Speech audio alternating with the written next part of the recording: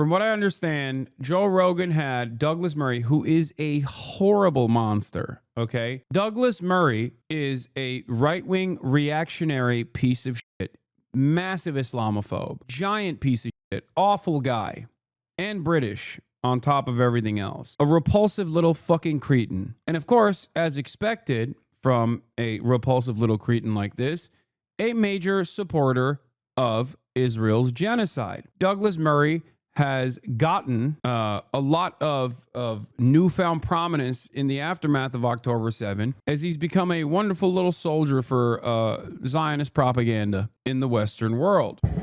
And in that process, he's become quite the champion against anti-Semitism, even though, if I recall correctly, he's also said a bunch of anti-Semitic things in the past as well, ironically enough. Now, Joe Rogan brought forth Douglas Murray on the broadcast. First half of the conversation, I believe, is just Douglas Murray berating Joe Rogan for having a bunch of anti-Semitic people on. And there is a little, I can't believe I'm saying this, but although he is the worst person to make these statements, there is, I guess, some veracity to the claims being made here, as far as like Joe Rogan being ill-equipped to deal with someone who is spreading misinformation, right? Except, you know, when it's Douglas Murray making that case, it almost feels like he's just crying that he can't be the one who's spreading misinformation. And then the second half of the conversation is Douglas Murray trying to desperately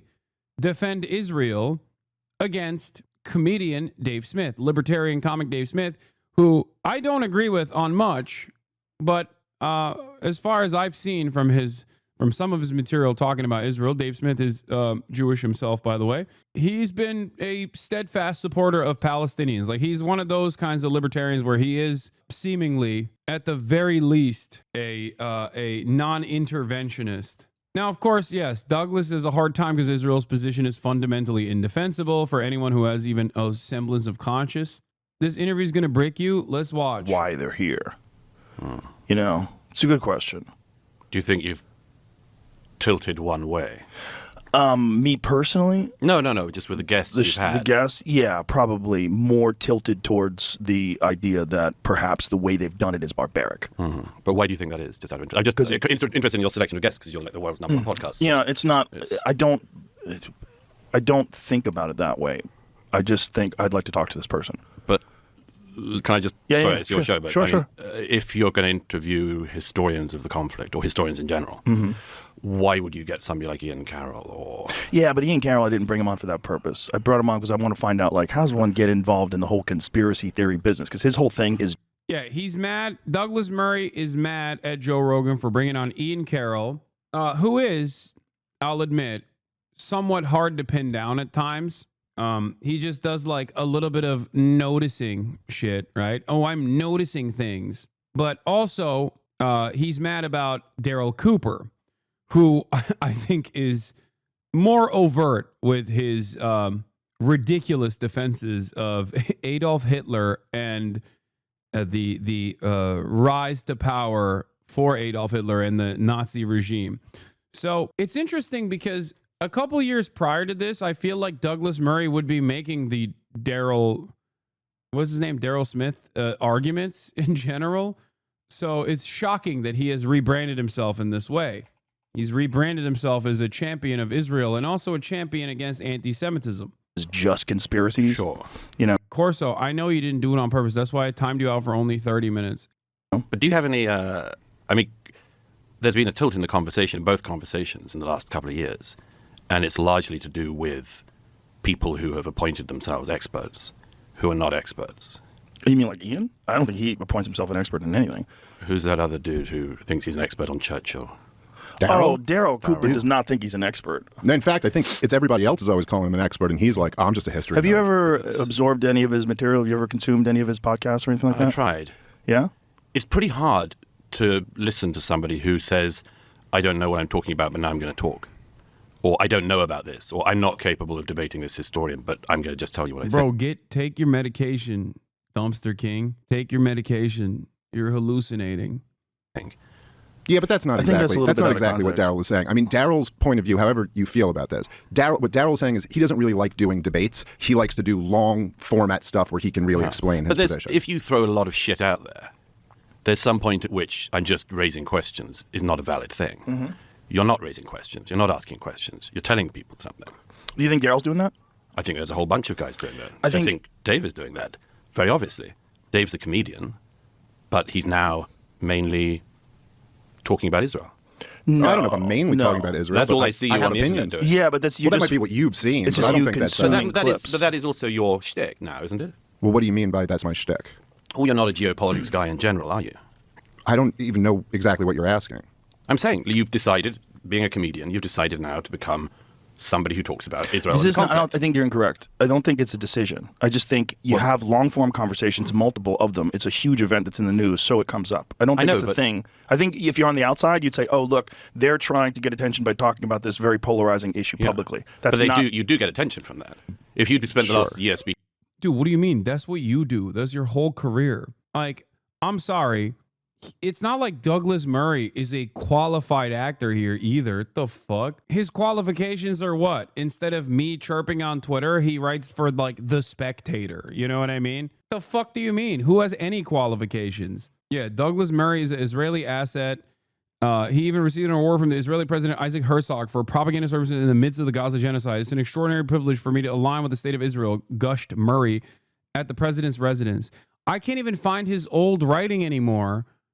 Where I feel like he's written shit about Jews too. Like, am I making this up? And no, I'm not. I'm not mistaking him with Charles Murray, who wrote the IQ thing. I'm pretty sure he wrote. I used to pull up his older work all the time in the beginning. I'm not talking about the bell curve guy. That's Charles Murray. Douglas Murray absolutely wrote. No, not a year ago. I'm saying multiple years ago. Like before the post October 7. Post October 7, he's become like the number one defender of Israel. Even on October 2023, he said, yeah, the Nazis weren't as evil for doing the Holocaust as Hamas was for October 7. Let's get back to this. But you have to be an expert. Or No, I what think exactly authority makes matters. you an I think expert? authority matters, and I think that if you just throw a lot of shit out there and then say I'm not interested in the alternative views on this, and particularly when it's a counter narrative that is wildly off. And when you get people, look, I just feel we should get it out straight away. I feel you've opened the door to quite a lot of people who've now got a big platform, who have been throwing out counter historical stuff of a very dangerous kind. I don't know what they're using Star of David. I get it. They're like Nazis, but why use a symbol that Nazis used against Jews when they were a Jewish state? What do you mean? The Star of David is just a symbol of Judaism. It is that they are using Judaism and symbols, religious symbols of Judaism, as they're doing atrocious shit. It's not a Nazi symbol. You think the Star of David is a Nazi symbol? The fuck? No. It is a far longer history than the nation state of Israel, which is 76 years old.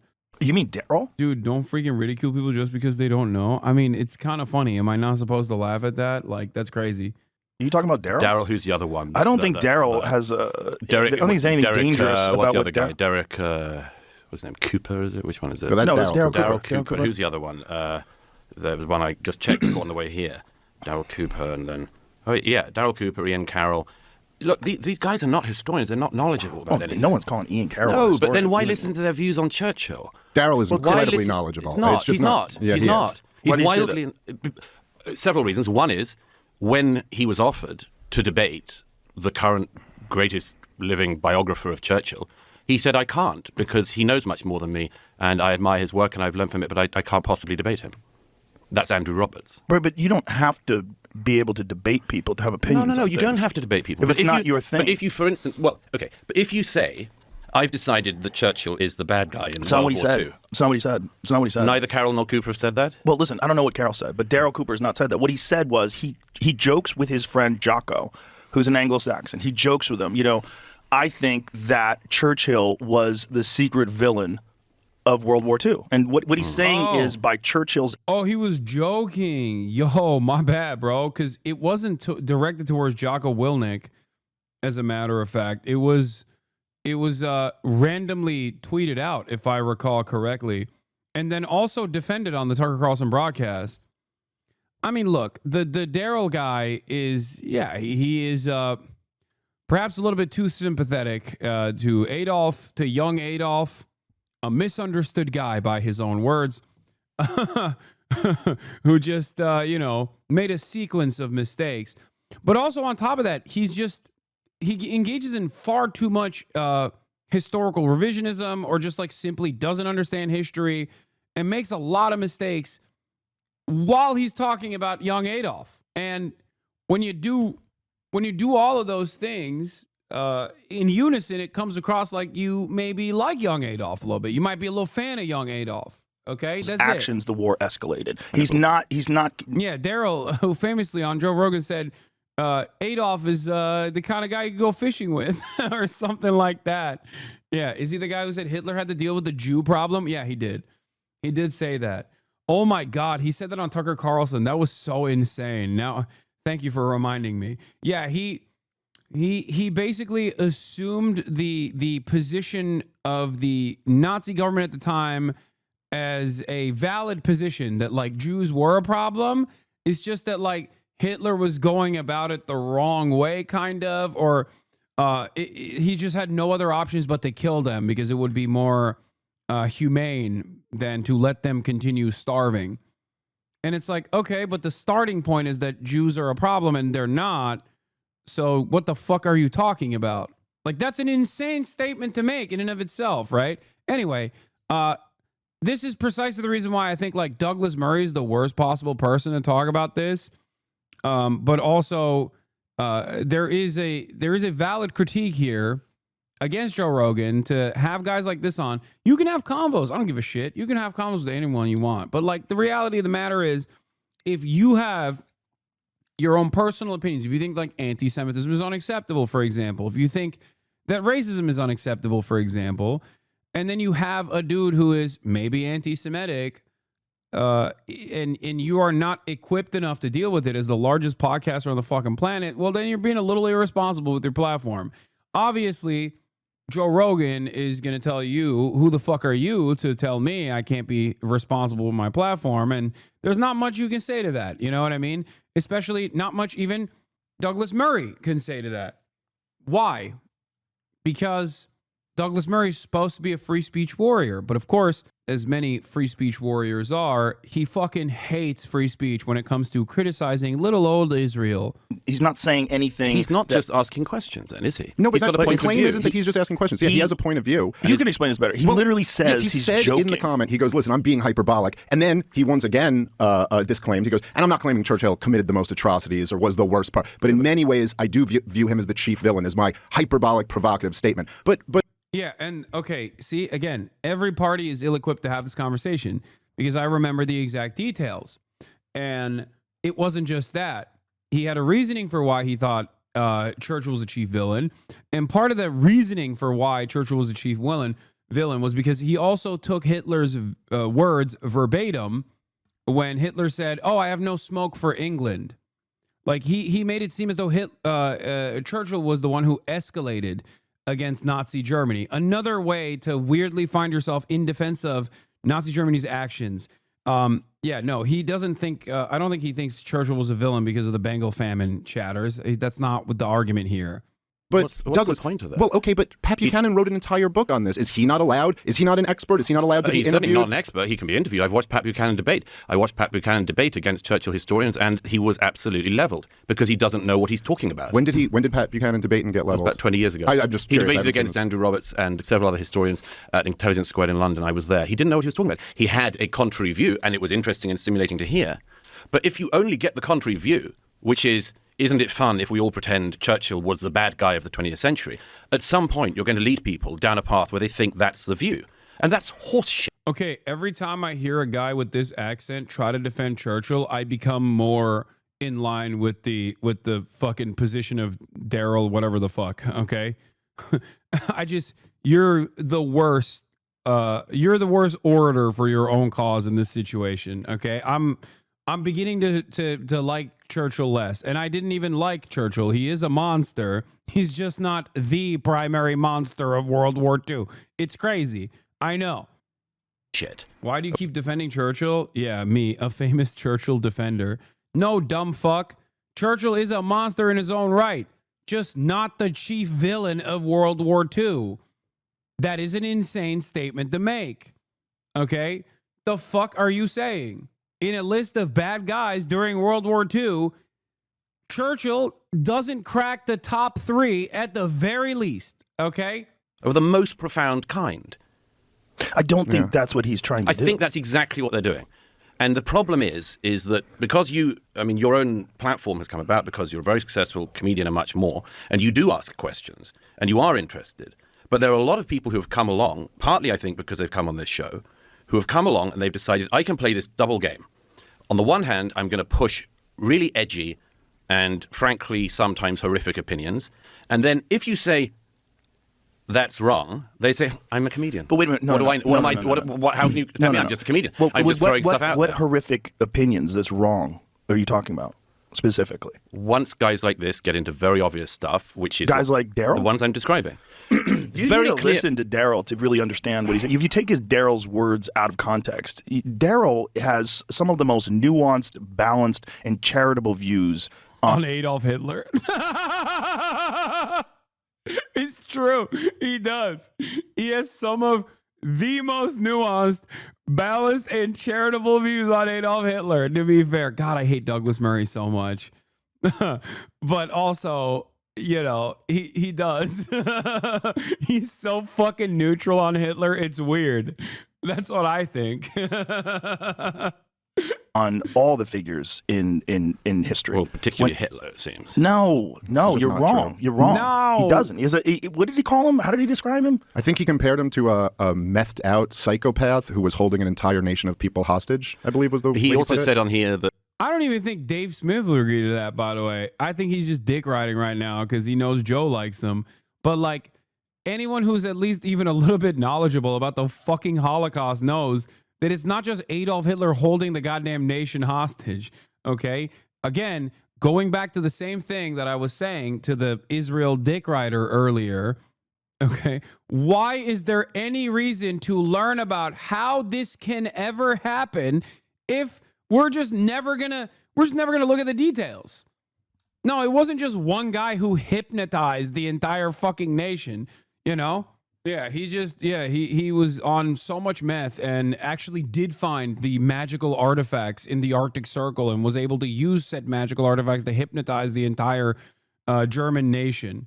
that he wasn't anti-Semitic until the Holocaust. There were no speeches of Hitler's in the 1930s. No, again, this is No. Listen, it's on your show. No, he said he was not public about it. He said he was downplaying it to win over. He said there was a period where he was downplaying it to win over popular support. Dude, I wish I had fucking defenders of mine at a level of prominence as Joe Rogan, just dick riding me this fucking hard. And I don't even say dumb shit like what Daryl has said.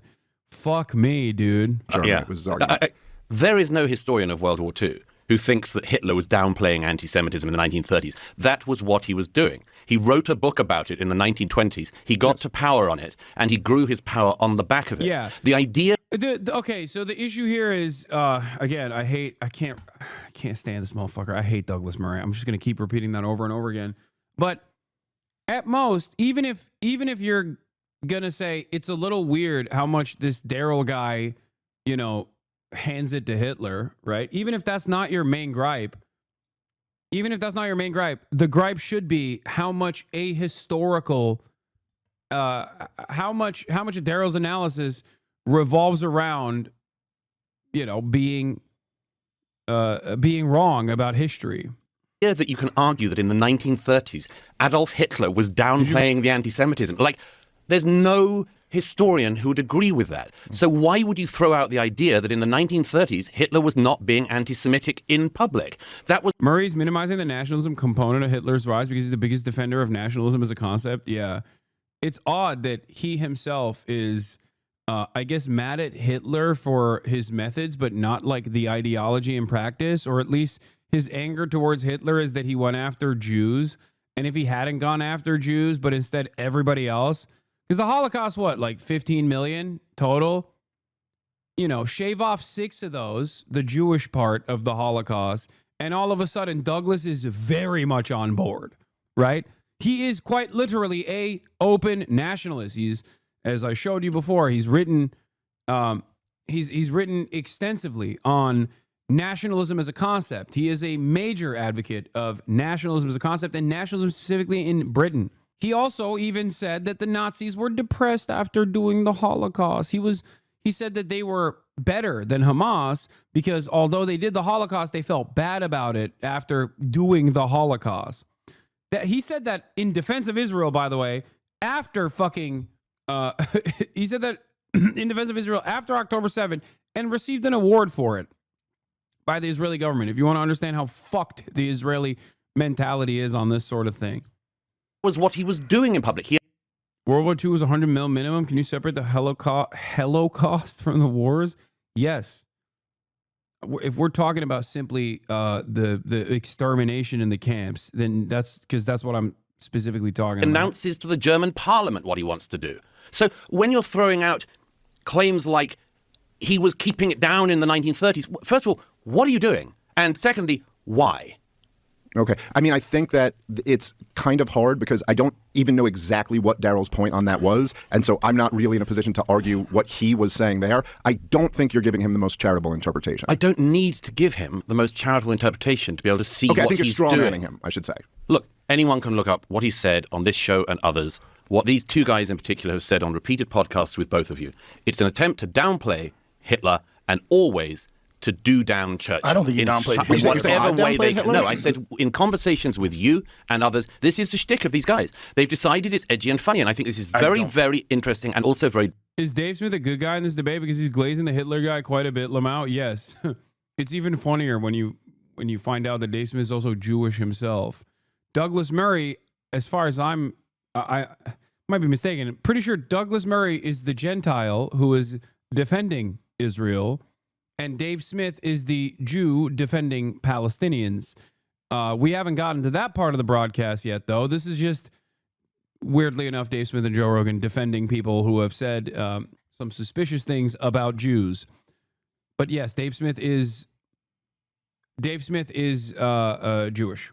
Dangerous, because we live in an era now that the right has got some mojo back in America. We saw years of crazy left overreach where they tried to make us all say the craziest things. And completely predictably, there are now figures on the right playing with really dark and ugly stuff on their side. I agree and with they that. are mainstreaming I don't this, think and I Daryl's think it's doing partly being mainstreamed by the two people I just described. And both of you have kept speaking to these people. And you don't get on the historians who know about this. And that's just alarming to me. Well, can I just say, because I kind of do agree with part of what you said there. Like, I do think it is true that almost as a reaction to like the woke insanity that we've seen on the left, and I think nobody's been a more effective critic of that than you. I do think there has kind of been a right-wing reaction that has embraced racialism and is dangerous and not a good path to go and now down. They're flirting with Holocaust denial and yes, Hitler and absolving Hitler of blame and much more. I think you're wrong. Dog, you literally did an insane defense of Nazis, like fucking almost as insane as the Daryl dude that you're talking about, to defend Israel that's doing its own version of the Holocaust right now. To defend that, you said, well, Hamas are worse than the Nazis because at least the Nazis felt bad and drank away their sorrows after doing the fucking Holocaust. Shut the fuck up, Douglas Murray. I can't listen to him. I'm sorry. He's the worst person to fucking defend. He is the worst person to be like, oh, I'm very much against anti-Semitism. How dare you? How dare you have anti-Semites who are not pro-Israel on your show? If you have anti-Semites, they better be pro-Israel, like me. Like me, Douglas fucking Murray. How dare you, Joe? Anyway, apparently they start talking about Israel shit in like an hour. Much more learned historians on the subject of the origins of World War II. And the whole thing got lost in all of this sort of mad puzzle of views about iron ore production. Yeah. At least the Nazis were alcoholic Christians rather than those who cannot drink alcohol by way of Islam, which is the most dangerous ideology. The Bavarian forest and this sort of thing. And I remember everyone was all over the place, and the moderator turned to the historian Andrew Roberts and said, Andrew Roberts, why did World War II begin? And he said, World War II began because Hitler invaded Poland. And those moments come along quite often at the moment, which is, yes, there's an awful lot of very interesting things to look into. There's a lot of very interesting things going on which we should all be able to talk about and do talk about. But sometimes you have to remember the origin causes of things as well, and you have to stick to keeping that in mind. Yeah, well, I think that a lot with of people are pretty bad at the moment of keeping that in mind. Like you can concede Ukrainian corruption, you can concede all sorts of things. What do you say to people who think both sides are legitimate and violent? Is there any way to be charitable? Yeah, just ask them if they think that both sides had some good ideas and were and had legitimate gripes in the Holocaust, like in the Warsaw Ghetto Uprising. Did the Jews there deserve it? They fought back. Did the resistance groups that formed against Nazis, did they deserve it, you think? No, of course not, because, that's in the rearview mirror. So anyone who says both sides is a fucking coward, okay? Are both sides equally responsible for chattel slavery? Well, the Nat Turner Rebellion happened, you know what I mean? Which is worse? You got people who are being dominated by colonial power, and then you got people who are resisting against said colonial power, only increasing the intensity and the militancy against said colonial power as the colonial power becomes more violent. I don't fuck with that both sides shit. Ironically enough, that's it's because of the both sides shit that was presented to me on the Piers Morgan broadcast that I yelled at that British guy with the pink hair. Remember? You don't know anything. And still not lose sight of the thing of, if Russia rolls tanks into neighboring countries, it can't be allowed. Oh, well, listen, okay, so on that, I think we have an area of agreement. And I do think, even while I much prefer the path that Donald Trump is pursuing to the path that Joe Biden pursued when it comes to the war in Ukraine, and of course this is, Donald Trump's thing is once you piss him off, he's going to call you every bad nickname that there is. But when he sometimes said, when you don't piss him off, well, sure. But when he said the Danes come to mind. I believe he said that Zelensky started the war, yes, or something like that, which is okay, all right, that's a little bit. Really? Bad in the world is somehow a consequence of U.S. meddling. I also think that there's people on the other side here, maybe the people who are more neocon leaning, more war hawky leaning. They have a tendency to only focus on the bad things that everybody else does and act like our policies have no impact on this. Be ridiculous. So very specifically, with the Russian invasion of Ukraine, and I'll just get two bullet points on this, and we could talk about a lot of this. But look, number one, in 2008, as you well know, right, the Joe Biden CIA director, who was the CIA director for the entire war up until Donald Trump just came back in, he wrote the Net Means Net memo to Condoleezza Rice, a private cable to the then Secretary of State when he was ambassador to Russia, to let her know that this flirting with bringing Ukraine into NATO is... Okay, they're talking about Ukraine. When they get to fucking Israel, goddamn. Into a street protest against a democratically elected president of Ukraine. And the whole issue... Oh my God, he's still talking about Ukraine. What the fuck? I swear. And they act as one of the backers of trying to influence. No matter what. So, I don't know. Well, both major... Maybe. For sure. They should try with the political class more if they're trying to turn us anti-Israel or something like that, because both major parties in this country will fund and unconditionally support Israel no matter what. So, I don't know. Well, I don't know no matter what. But, Qatar is definitely trying to influence things their way as other countries. Dude, it's so funny to claim Qatar is somehow responsible for influencing people into believing anti-Semitic shit or whatever. Qatar itself is the Switzerland of fucking the Middle East, okay? The Gulf states. That's it. There has to be a place where everyone can get together and have diplomatic relations, and that's what Qatar is. That's it. There also has to be a place where if you want to fucking fund Hamas, you got to go through someone, if you're Benjamin Netanyahu, and that's where the Hamas guys are. So you got to go through Qatar. It's not like it's deliberately using any of its social or political capital to be yeah, everyone should be anti-Semitic. No, you're just saying that because you're mad that they have Al Jazeera. Countries are. I cite it as an example of something that's very interesting, which is an attempt to interfere in American public life, which gets almost no attention. And indeed, the governments, whether Democrat or Republican, still seem to adore the Qataris, even as they act as one of the backers of terrorist groups across the Middle East and elsewhere. And I cannot understand why it doesn't get more attention. Well, according to the former defense minister of Israel, they were begging Qatar to pour that money into Hamas. No, that's not what happened. Well, that's what he said. Yeah, his words, begging. You're referring to the funding of Hamas in the 2010s. Yes. Yeah, no. The Qataris poured the money in And the question on the Israeli side was, what are you allowed to do with funds that were going into Gaza? And the Israelis allowed the funds to go from Qatar to Gaza. I think a little bit more than that. I think when the funds dried up, Netanyahu sent the head of the Mossad in there to beg him to keep the funds going. Again, I'm not sure. It's like quoting the head of the CIA, quoting the head of the Mossad. So maybe. But Maybe. that's not the evidence Oh, so now you don't want to fucking believe the Mossad. Okay, got it. of the last 18 years. I mean, you can. Okay, so I guess I think I'm allowed to quote powerful people when they admit what they're doing. I mean, it's No, kind of like, I know, but like, again, I mean, it's just an interesting thing because again, it's a discipline about this, which is, do I only quote powerful people when they say the odd thing that I agree with, or do I simultaneously distrust all powerful people? It's just an interesting rhetorical. Well, no, I mean, I think that obviously, like, I don't blindly trust anyone in the political class or the media class for that matter either. But when they admit things that are like very against their interest to admit and kind of give away the whole game that now they're pretending doesn't Are you sure? matter. Are you sure that's worth whether it's the acknowledging. CIA or Mossad that it isn't just if they say something that you happen to want to be the case? Well, this is kind. Wait, what do you mean? So primary sources are irrelevant if I disagree and it makes my position indefensible? What is the argument from Douglas Murray here? What the fuck? Yo, Dave is not even like the most well-read on this shit, and I'm sure he would openly and readily admit that. And he's already cooking him. To be fair, it is an indefensible position. Defending Israel is so fucking difficult. If you have a moral compass, you don't really need much information, but especially if you have information like Dave does, it literally becomes an impossible endeavor. You will always look like a fucking monstrous animal. Kind of like saying if I were to on trial and I were to, like, I'm the prosecution and I'd enter into evidence a written confession by the defendant, and you go, well, are you only entering this in because this kind of goes along with your case? Like, I suppose we're all guilty of having these incentives to some degree, but I do think it's a relevant detail that the former defense secretary admitted this. And by the way, Netanyahu's admitted this, Ehud Barak has admitted this. They admitted that they allowed funds to go from Qatar to Hamas because Hamas was governing the Gaza. For the reason of preventing the establishment of a Palestinian state.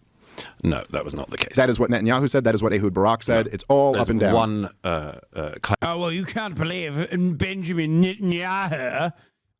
You can't believe him because it makes my argument look unsustainable. How dare you, sir? Why would you believe Benjamin Netanyahu? He did. He literally fucking said that. He said, we can always deal with Hamas. The deliberate reasons as to why Israel played a formative role in propping up Hamas was because they made a somewhat correct prediction and a very incorrect one. But the correct prediction that they made was that, well, these guys are fucking Islamist fundamentalists and they will never be able to get broad support from the Western world in the same way that like a guy like Ghassan Kanafani could, because he was a fucking author and also Christian. They assassinated all of the secular socialist leadership of the Palestinian resistance, and they basically propped up the Islamist fundamentalist one, assuming that the Islamist fundamentalist group would never actually modify their position or moderate their position ever, right? Which they did. Hamas literally did do that, for the record, and has. And that's it. That's their mistake was, as long as we keep Hamas propped up, we can always deal with it militarily. Except that was a major mistake because you couldn't fucking deal with it militarily on October 7. That's number one.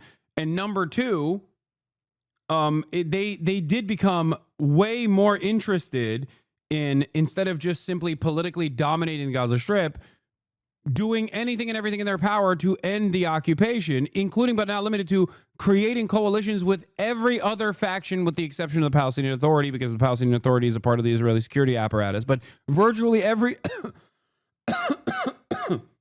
faction, including former Fatah, that like not that long ago facilitated a coup d'etat against Hamas after the outcome of the election didn't go their way. So these guys are only invested in one thing and one thing only, which is the end of the occupation.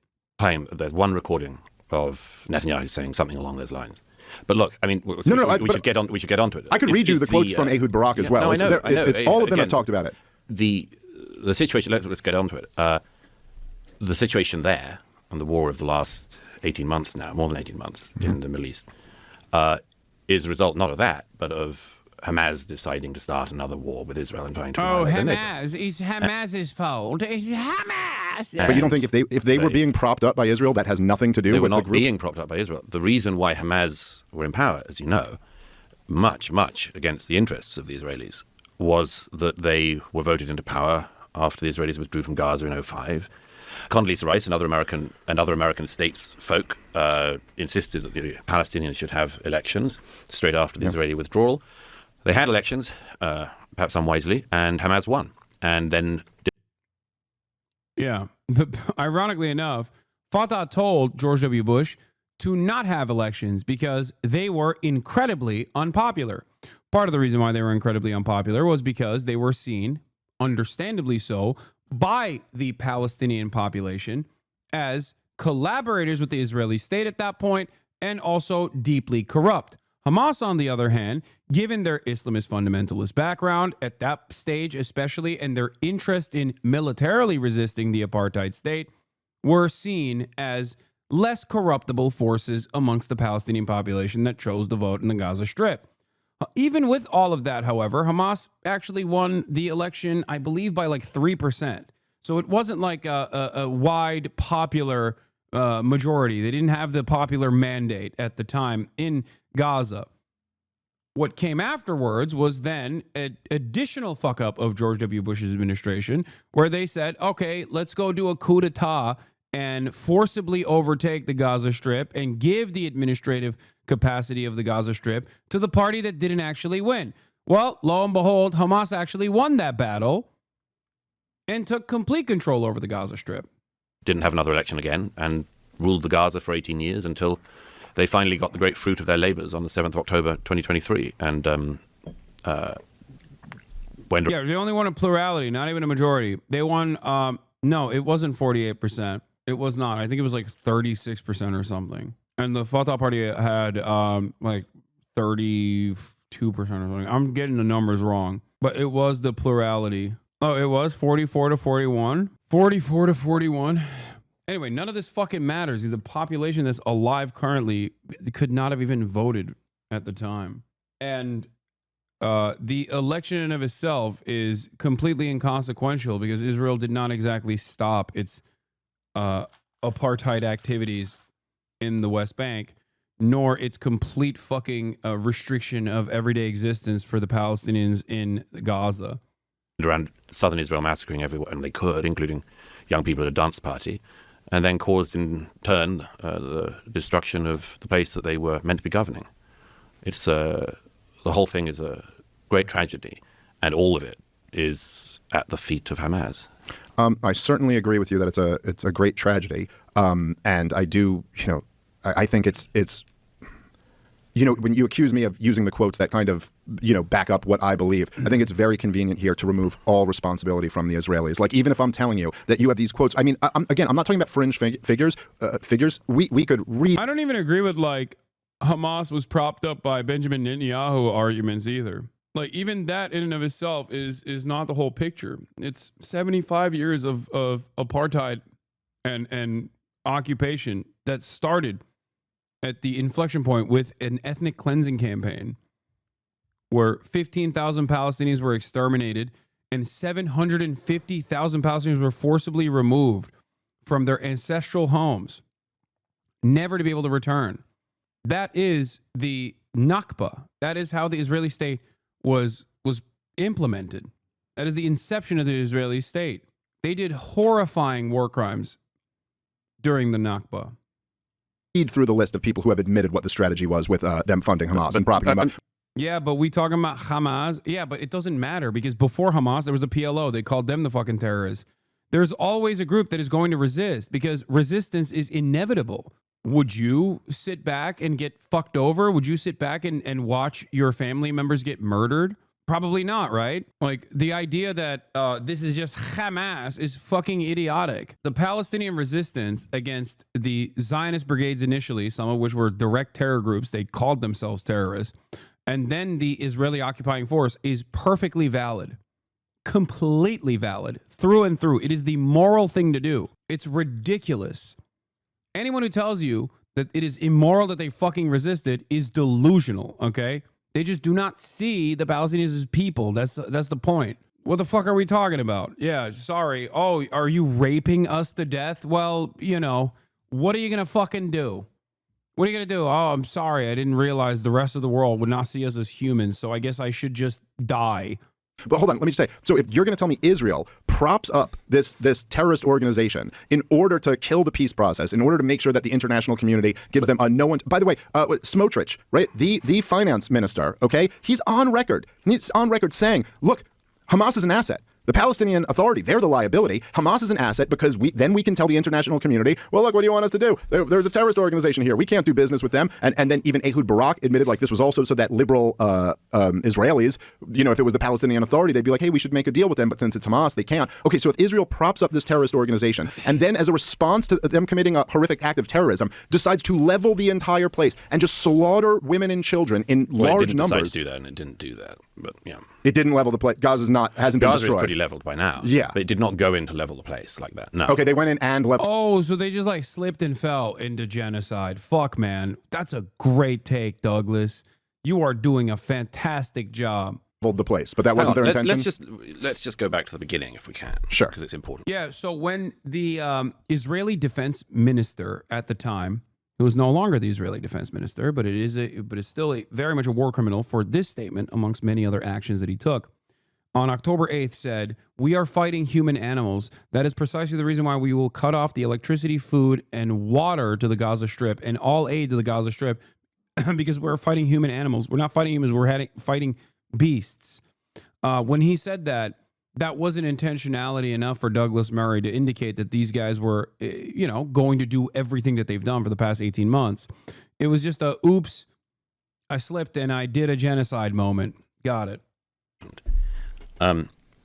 Since you're interested in the question of the Palestinian state, the Palestinians were given another state in 2005 when every single Jew was removed from Gaza. Oh, my God. First of all, they weren't supposed to be there to begin with. And secondly, it was 5,000 Israeli settlers, okay? And the Palestinians were not given a fucking state. You can't have a state if you don't have any control over your fucking borders, if you don't have a goddamn airport, and you did have an airport, as a matter of fact, for the record, they did.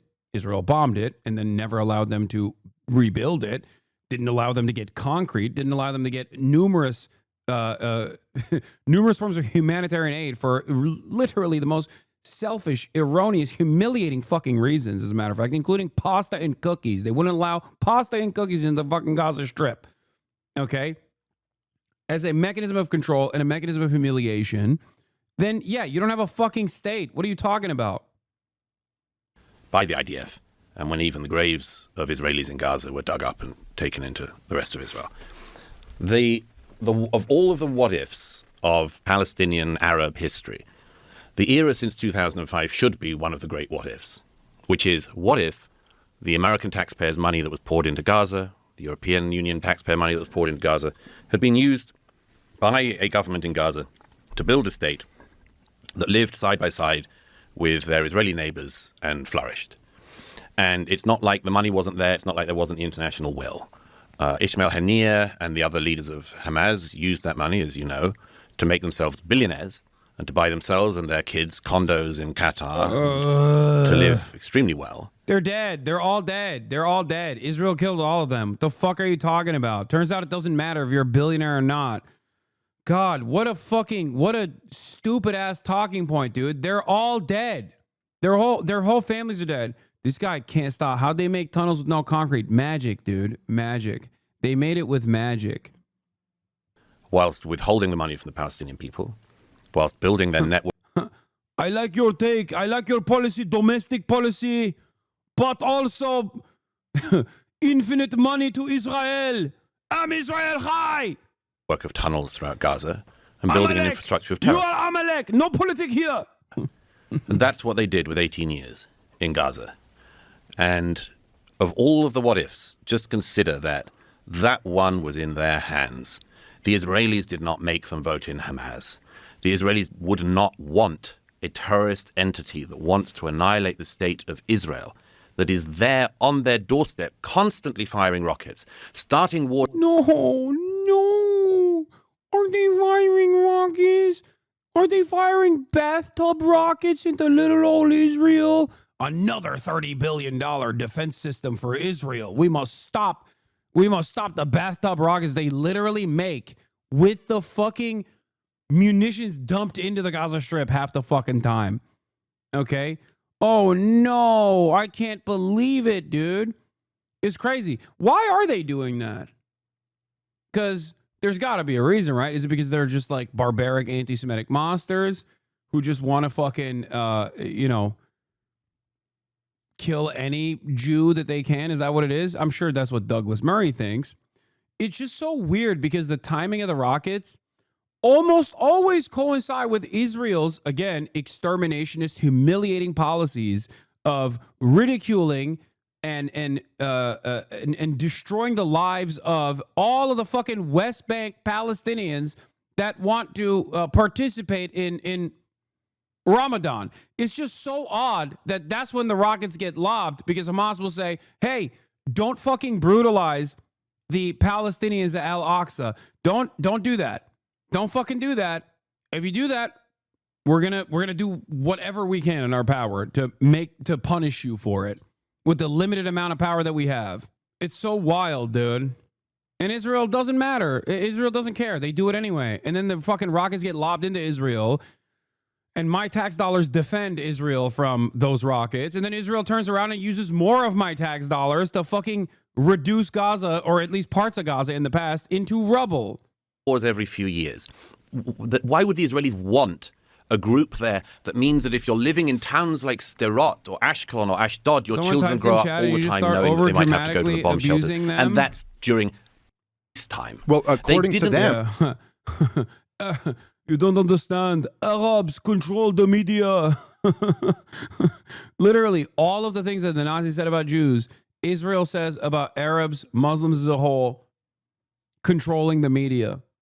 The reason they want it there is because then it kills the peace process, and then you have no one to negotiate with certificate, and then you can keep your eyes on building up settlements in the West Bank. There are, as now, many people to negotiate with. Mahmoud Abbas may be, I don't know, as the joke goes, currently in something like his 20th year of his first 4-year term as head of the Palestinian Authority. But Mahmoud Abbas is there in Ramallah. The compounds of the Palestinian Authority, which I've been to many times in Ramallah, are there. They run their portions of the West Bank. They could be there to negotiate with at any moment. The Israelis... Oh, they have their portions in the West Bank. Oh, thank you, man. Thank God Israel so graciously offered the Palestinian Authority, which is literally a part of the Israeli security apparatus that undermines Palestinian resistance to the West Bank, which is not only the legal right that Palestinians have, but is the moral one that Palestinians maintain, as a matter of fact. But the Palestinian Authority, in cooperation with the Israeli security apparatus, the apartheid state, will oftentimes directly fucking kidnap Palestinian resistance in the West Bank. That Mahmoud Abbas has portions of the West Bank. You fucking colonial asshole, dude. Holy fuck. Is this the British epigenetics kicking in?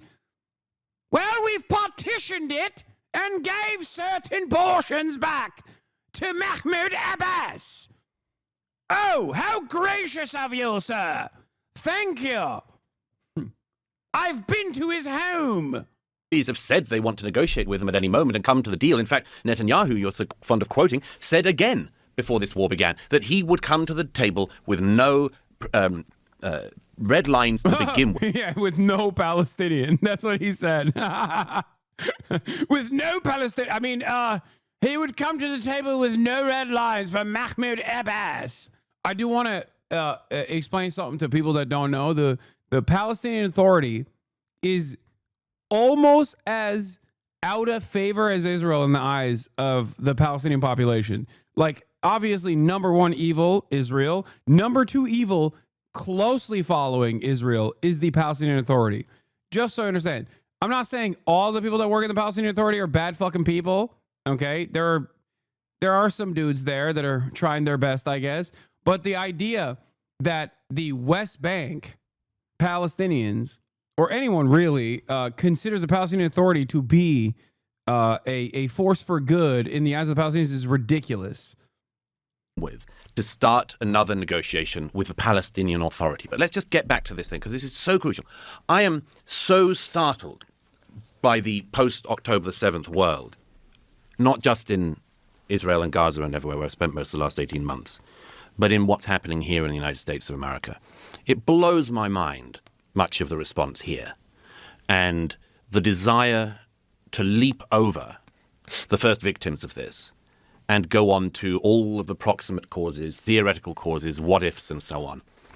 I was, as I described in the opening of this book, I was in New York on the 7th of October, and I woke up and started seeing what was happening and discovered that later that day already there were attempts. Also, Douglas Murray saying this about Mahmoud Abbas is really funny because they say that about him too. Like all of the collaboration with the Israeli state, okay? And what does Mahmoud Abbas get in return? Nothing from Benjamin Netanyahu. Benjamin Netanyahu considers him a fucking terrorist too, for the record. It's not like the Israeli state is like, yeah, we'll give this state to the PA. Benjamin Netanyahu has made it very clear, post-October 7 and even pre-October 7, in moments of brutal honesty, that he has no interest. He does not want there to be a Palestinian state. Why the fuck would he want that? He's a genocidal freak. He's a fucking Nazi. Why would he? There was never any intention. The only reason why there's a time limit on this is because they can't do it without the Western world's full support. That's it. That is the only thing. The logistics is what holds back Israel. Clearly, though, there is a lot of appetite for this kind of genocide from our Western leadership, as a matter of fact, considering all that has unfolded since October 7 in the past 18 months. There were plans to organize a protest in Times Square. And what was a protest in Times Square? A massive protest in support of Hamas, as the massacre was still going on. And one of the things Oh, dude. Oh, no. Oh, no. People wanted to support the Palestinians.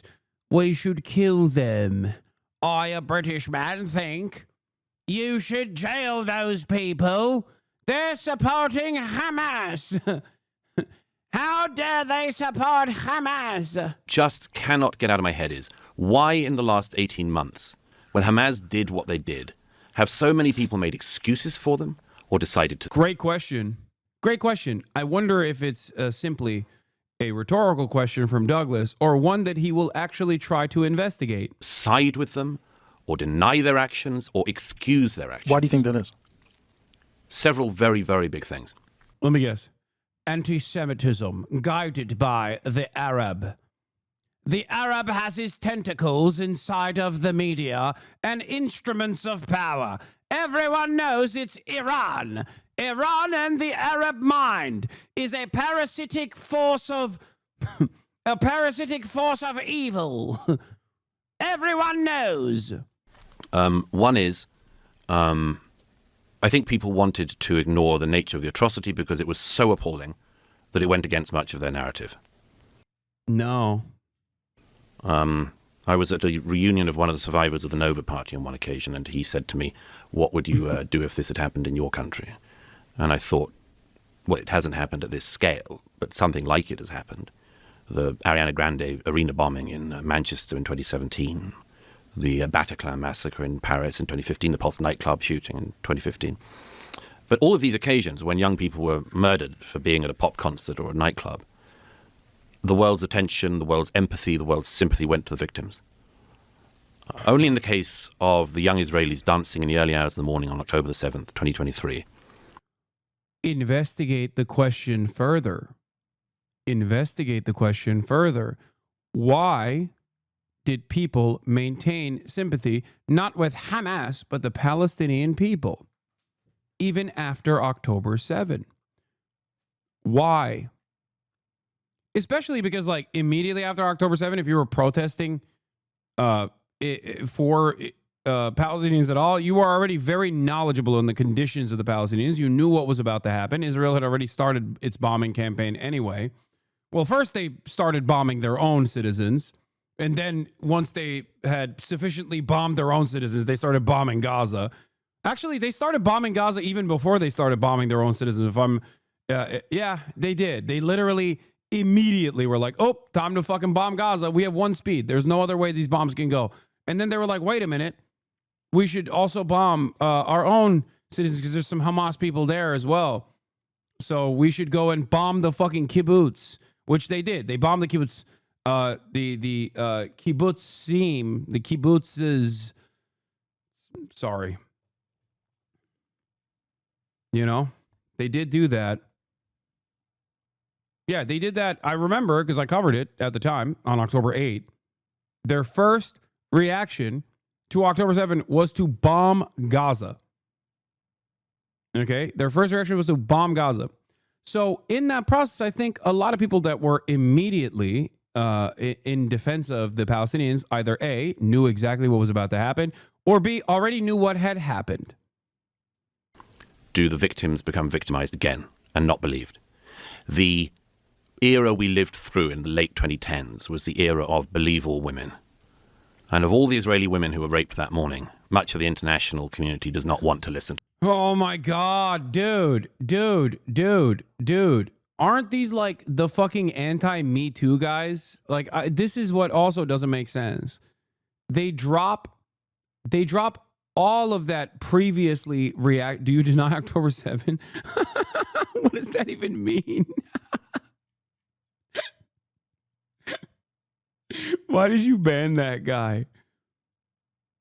The eye roll is going to be registered as a hate crime? Yeah, I mean, you fucking suck my dick. You know what I mean? Yes, I'm eye rolling because he's fucking lying. Okay? He's fucking lying. Yeah, Douglas Murray, much like all the fucking right-wingers, is anti-Me Too, which is a crazy position to have regardless. But immediately we'll be like, well, the rapes. So many rapes took place on October 7. They were raping everyone on October 7. Everyone was raped. Why does no one talk about this? It will possibly because, one, there's no fucking tangible, hard evidence whatsoever that came out, partially because Israel fucking destroyed the evidence. Like, they literally did that. The fuck do you mean? Zakat, the organization, straight fucking forwardly ruined all of the forensic investigations that could have taken place after October 7th.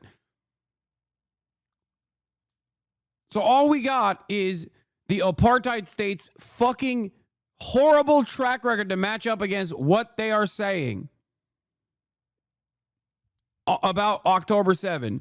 One of the most documented instances of militancy and atrocity. Like, it is the most documented thing. But for some reason, we have to take the word of the guys who, one, fucked up the forensic evidence, two, refused to allow any sort of investigation to take place, and just kept repeatedly saying, you have to take our word for this. Why wouldn't you fucking take our word for this? Even though internally, inside of the prosecution in Israel, because there are victims and there are families, like, there are people that want, understandably, the truth of what happened on October 7th. Israel prosecutors are like, well, there's no evidence. So I don't know what the fuck to do. No, not Zakah, the Israeli, the Orthodox Jewish philanthropic organization. One of the major fucking funders of it, or one of the guys of Zakah, also actively lied. So many people fucking lied to them at all, and certainly doesn't want to believe them. And there are many reasons. One, at the most fundamental level, is that I think a part of a generation that's coming up has been told there is something especially wicked about Israel, that there is something especially wicked about Israel's existence and its actions and its people, and it means that when their people are burned alive in their homes or raped at a music festival and shot in the head, they are uniquely undeserving of sympathy. And I think that people have been indoctrinated by very bad actors into this, and as a result have excused atrocities, or will make excuses for them, make excuses for the people who do them. I think, in addition, it plays to some of the darkest things. Like, look at this. Israel's forcing, this is a BBC article that just came out. Israel is forcing caged Palestinian hostages to perform sexual acts on each other, drink from toilets, bark like animals. Israel is systematically raping Palestinian hostages. Do you understand? This is a BBC article that just came out. This is a firmly right-wing country, okay? A fucking firmly right-wing fascist country. It is not a mistake that these sorts of things keep happening. There are disgusting anti-Semitic Nazis that will say, oh, it's because they're Jewish. Meanwhile, look at our fucking disgusting fascist neo-Nazi country, and you will see very glaring similarities to fucking Israel as well. Look at our administration. If you can't make that comparison as a progressive person, if you can't look at America and be like, isn't it weird that we got Donald Trump as president and we got a fucking literal rapist as the defense secretary? How did that happen? You're living in it. You're living through it. So it should be evident as to how it can happen over there too.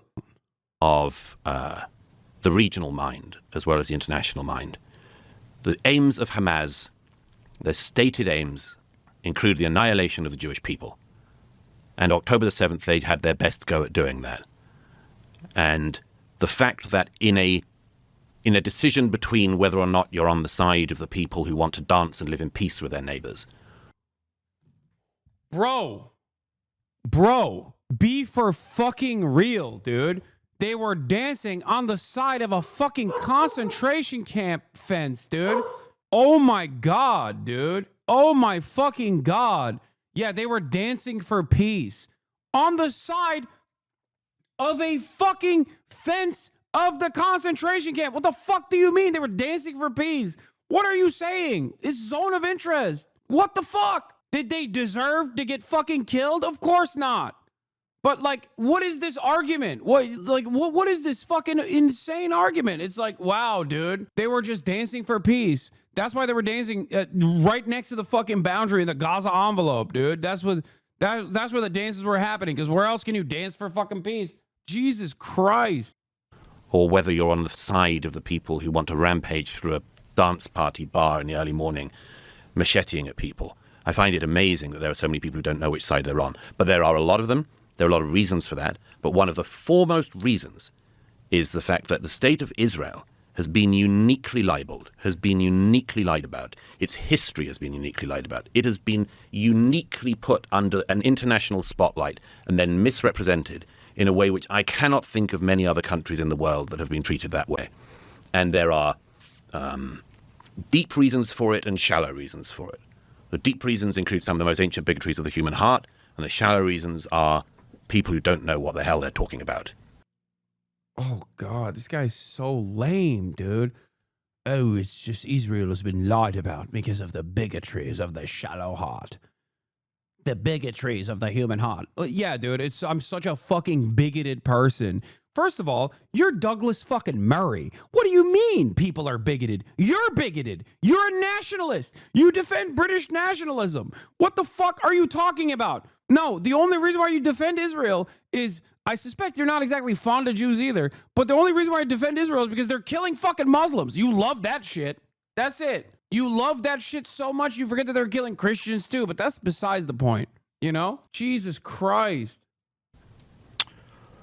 Okay, I think that look, I'm not going to speak for what every person out there believes. I don't exactly agree with like the characterization that there was no outpouring of like feeling after October 7th. And certainly like everybody I know was just like, oh my God, this is like a horrific atrocity. And like an unprecedented terrorist attack from Hamas, the worst terrorist attack in Israeli history against Israelis.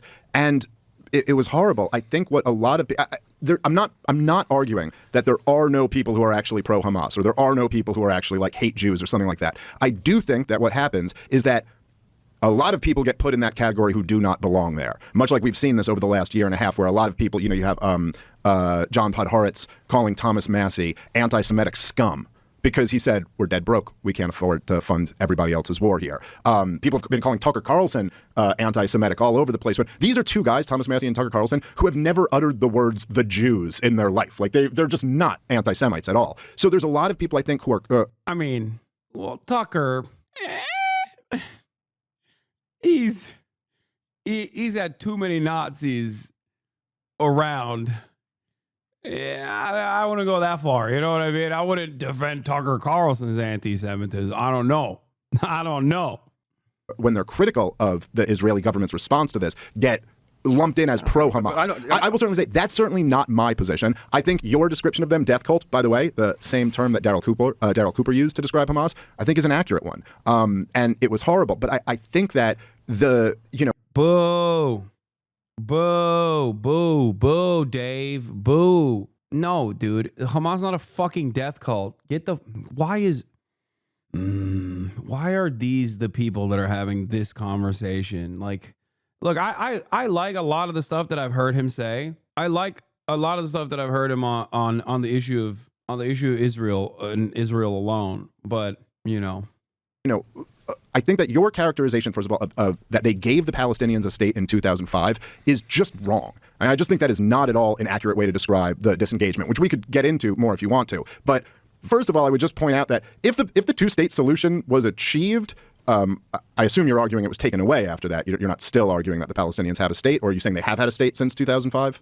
They were given a state in the Gaza. And when was it taken away? Well, they kind of screwed it up for themselves on the 7th of October. So you're saying from 2005 all the way till October 7th, there was a two-state solution. It had been achieved. Well, it was another state, yeah. Oh, okay, but that would be two states then. No, it was another state. It was different from the PA. Oh, so it was 3 states. How visionary. Well, there was a 3-state solution. You see, Dave, there was a 3-state solution. Israel is so bountiful. It gave the Palestinians an extra state. How dare you, Dave? Okay, right, but I'm saying a Palestinian state. Yeah. Okay, so what's interesting about that is that this is not how any of the leaders really describe it. I mean, when Netanyahu himself is not claiming that they had already achieved a two-state solution, why are you talking about this? What happened in 2005 in the disengagement was that essentially Israel went from occupying the place to surrounding the place, and they've had it under a brutal blockade since 2007. And yes, you were right. Why do you? I don't agree the blockade was brutal by any means. You don't think the blockade of Gaza was brutal? I mean, how brutal do you think the Egyptians are? Pretty brutal. Yeah. Yeah, the Egyptians, as though they had any say in the matter, even though they're exactly not fond of Hamas or the Palestinians for a multitude of different reasons. But I like that he has to point out the Rafah crossing as though Egypt was not also operating at the behest of America and by extension of America, Israel. So yes, they were also brutal to the Palestinians, and they did enforce the blockade. They allowed stuff in. Okay, I mean, since some stuff has gotten in, yes, that's true. More than some stuff. Okay. More than some stuff. Okay, I'll say. Are you talking about the people or the government? No, of course I'm not talking about the people. I'm talking about the government. Obviously, the people have no say in this process, because if the entire Arab world's wishes were met by the fucking Arab governments, Israel would not be able to do a genocide. There'd be a one state right there, okay, with a right to return. The people's wishes are famously not reflected by their governments in the region. It's a balancing act that these guys put forth. Why is it a thing on the Gaza tunnels in like 2012? This wasn't a secret, Lamont. I know, but those are the fucking tunnels under the crossings. Those aren't the actual crossings. Yeah, of course, people have to devise different ways of trying to, and they fucking shut down those tunnels anyway. That's the other side of it. But the people have to devise ways of having normal existence, like normal human existence, no matter what. I'll say this, right? Because there's been different levels of blockade, even before 2007, going back. I know in 1996, they had like a pretty strong blockade that year. According to the World Bank, it contracted 40% of the GDP of Gaza. So just for reference, the Great Depression was a 30% contraction. This was in 1996. For 1 year, they gave them something worse than our Great Depression. That was just 1 year. From 2007 on, there's been a blockade of that country. You don't think that's kept the country poor? Why do you think there's a blockade of any kind? Why is there a blockade? Well, I mean, the argument from Israel would be... No, why do you think? I would say... Because they want to kill all the Palestinians. They want to make their life a living hell. They want to kill all the Palestinians. They want to make their life a living hell. And they will slowly but surely do everything in their power to humiliate, abuse, and eventually exterminate all Palestinian life. Because that's what it is. Because they are nothing to Israel. They are nothing to the Zionist project other than a fucking hurdle that they must clear. That's it. They want them all to die or go away and never come back forever. Okay, I think that the disengagement, I think Smotrich was correct when he said, I'm sorry, my mistake there. I think which another quote that I'm sure you're familiar with, but Dov Weissklaff, who was the senior advisor to Sharon, was the prime minister at the time. He essentially said the reason we're doing the disengagement, the reason we're doing this is so that we can put the peace process in formaldehyde. This is the reason we're doing it. You're not answering my question. You're yes, continuing to cite I'm getting very right-wing Israeli politicians. But what do you think is the reason? Right-wing Israeli politicians that ran the country and also continued along with the Israeli policy of extermination of Gazans. It's simply a right-wing Israeli politician. Okay. It's not like he's quoting some fucking random asshole, dude. What the fuck? I'm getting there. I'm saying, so I think they disengaged. Also, who isn't a fucking right-wing Israeli politician? Jesus Christ. Especially those within power. In order to kill the peace process, I think they put the full blockade around the country for the reason that they've always kind of done it there, that, yeah, they don't want too much stuff getting in. They want to keep them, as they put it, on a diet, and they don't want rockets to fly into Israel. The second one is a kind of important one, isn't it? The final yeah. one you said. Oh, it's so important. Okay, give them the fuck... Dude, level the playing field. Give Palestinians an air force.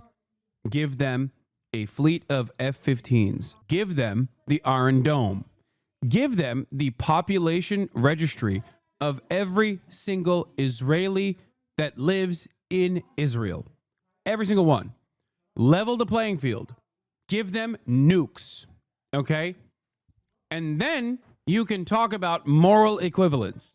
Because that's what Israel has. That's all. Israel has the population registry of all Palestinians. They know exactly where every Palestinian lives. They have 24/7 drone surveillance, tap their fucking communications lines. Nobody farts in the strip without Israel knowing. Except for when they're planning October 7, when they mysteriously don't know that that's about to happen. Even though Egypt fucking tells Israel that it's about to happen, but they just simply don't know. Perhaps hubris played a role in this, both in assuming that this would be easy to deal with. So it's fine if there's a little bit of fucking penalty in the process where the Israeli people suffer, or maybe hubris that they would never be able to pull such a grand feat off because they're human animals, right? Because that's the expectation, that's the attitude that dumb fucks in Israel had. It is. If the Palestinian leadership in Gaza after 2005 had not from the get-go decided to use Gaza as a stockpiling place for rockets to fire into Israel, all of it would be different. If they had just resisted the temptation that so many of us do in our lives to stop keeping RPGs in our cellars and then Katyusha rockets in our children's bedrooms, all of it could have been different. If that desire to live in peace beside your neighbors had superseded the desire to stockpile rockets, it would all be different. Yeah, or if Israel just hadn't occupied them for 60 years, it would all be different too. I mean, why is it the onus always on them? Well, yeah, no, it wouldn't, by the way. If they hadn't stockpiled rockets, okay? Stockpiled rockets, dude.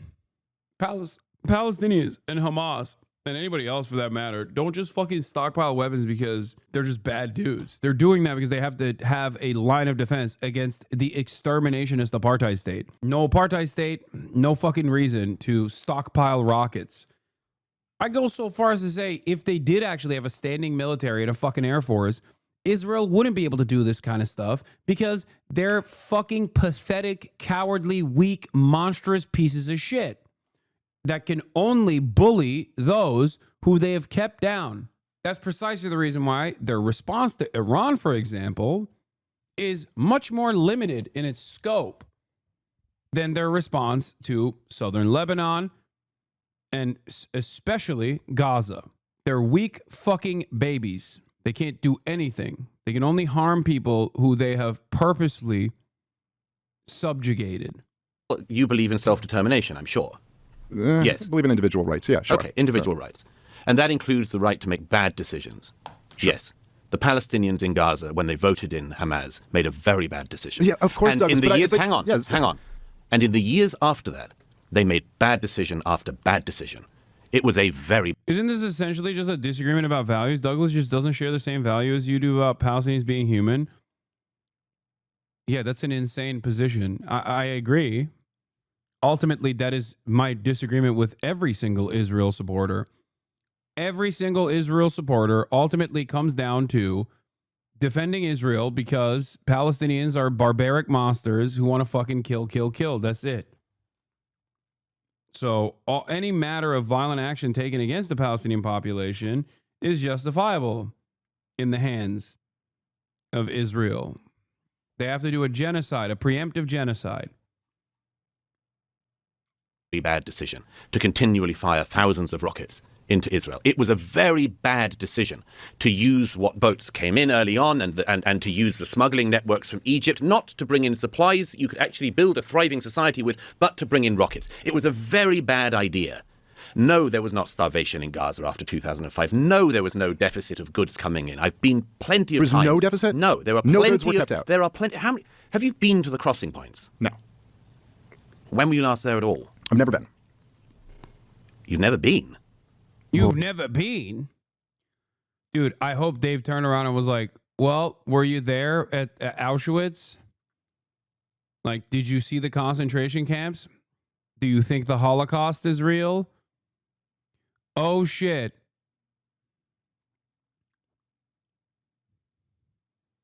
I love this argument. Oh, wait, is that the argument that he made? Well, am I not allowed to talk about it now? I've never been to. Have you ever been to Nazi Germany? Are you allowed to have feelings about them? Yes. Yes. This is the classic dumb guy position that Douglas Murray demonstrated here, which is, oh, you didn't see it with your own two eyes? How could you know it's real? It's like, I don't know, man. Because I'm a fucking human living in 2025 with a level of education that allows me to have basic critical thinking skills. What are books? Is this the argument now? Are we having an argument over the existence of books and information retention? That's what we're doing? This is what we can do? How can you know anything? You can't time travel, but you can. Right. But you can travel. Okay, but so what? So what's the point? Like, no, okay. I find that lots of people have been there and agree with me, and lots of people have been there and agree with you. Yeah, but so if I don't you're know going what to spend And also, you have fucking eyes. Wait, what? Murray's a year and a half talking about a place, you should at least do the courtesy of visiting it. all right. I just think this is a non-argument. You don't but think? Okay. No, I think it's a non-argument. But if you're an expert, Well, you have to go and touch the ground. No, I think you have to see. I think it's a good idea to see stuff, particularly if you Okay. spend a career talking about something. Yes.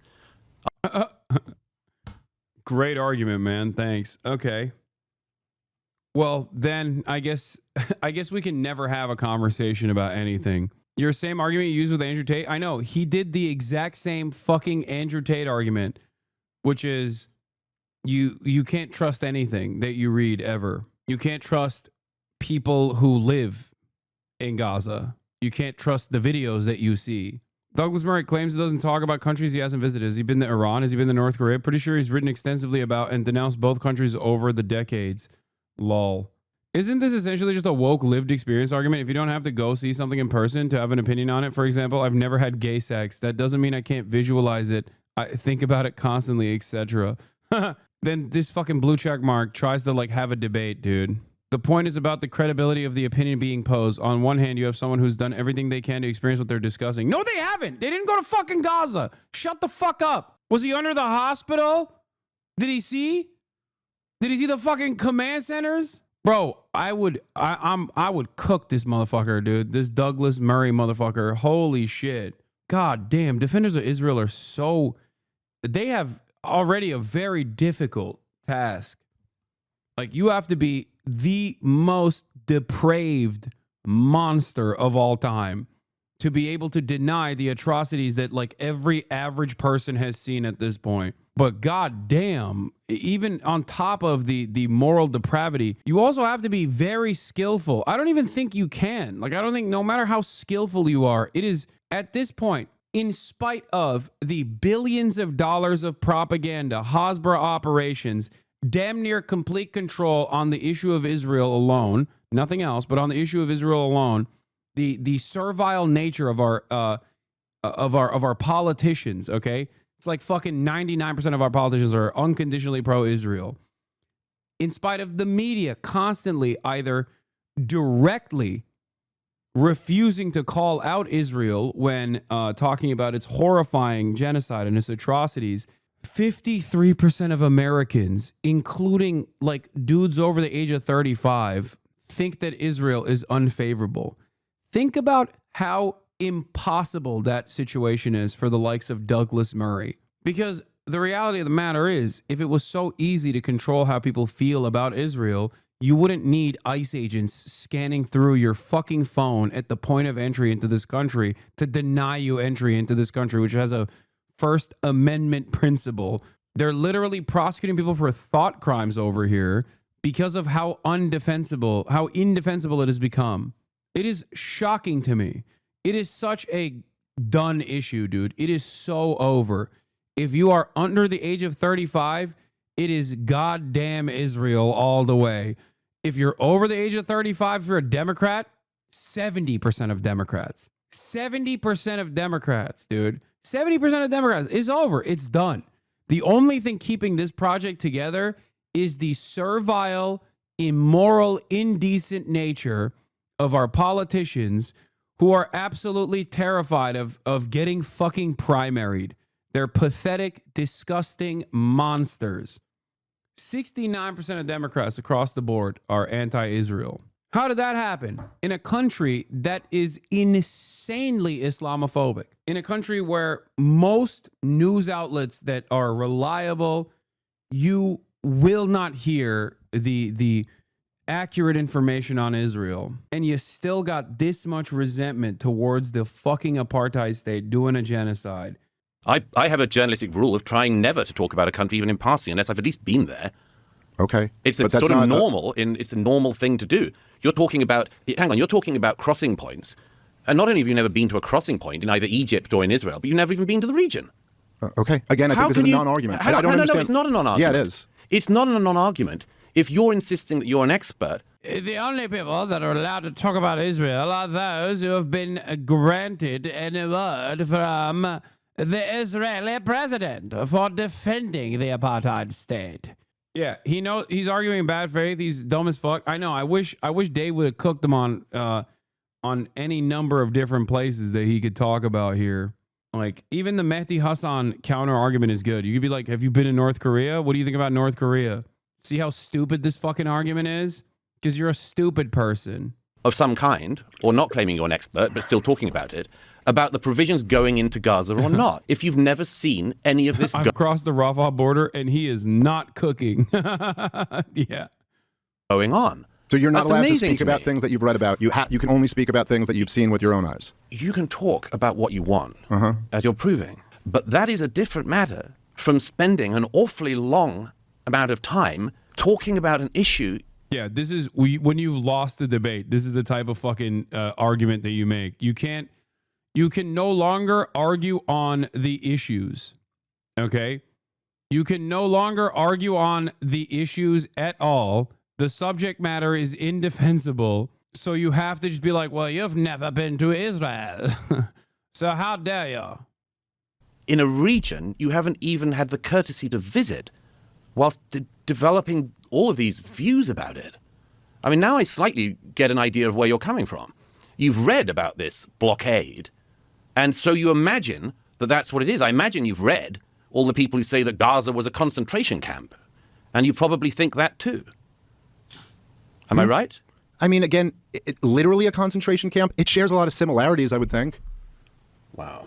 Well, as I say, you can't time travel back to the Nazi era. Let's go back to the blockade. But you could go to the Middle East and actually visit it. Okay, the World Bank said in 1996 for the 1 year of the blockade. Quoting the World Bank, I love it. It doesn't mean anything. This is a non-argument. Yes, I'm saying the World Bank did their own analysis of this, and they said that it was a 40%. Why don't you do your own analysis? Hold on, you got to stop interrupting and let him finish the sentence. The World Bank said that 40% drop in the GDP of 1 year due to the blockade, and there's been a blockade from 2007 on. So are you saying that this hasn't had an economic effect? Is that the argument? No, of course it'll have an economic effect. So you're saying you have to be on the ground and do an audit of the blockade in order to be able to comment on it? I think you should at least know what it is, what the territory is, what the situation is in the region. Yes, absolutely. And the only way to do that is to be there in person. I think that's the best way. It's not the only way, but it's the best way, for sure.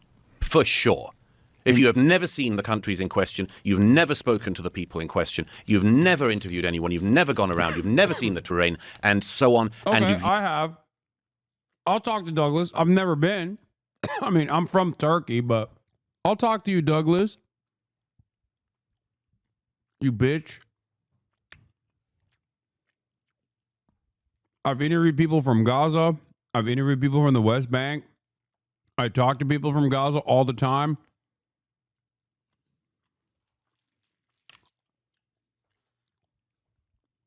Talk to me.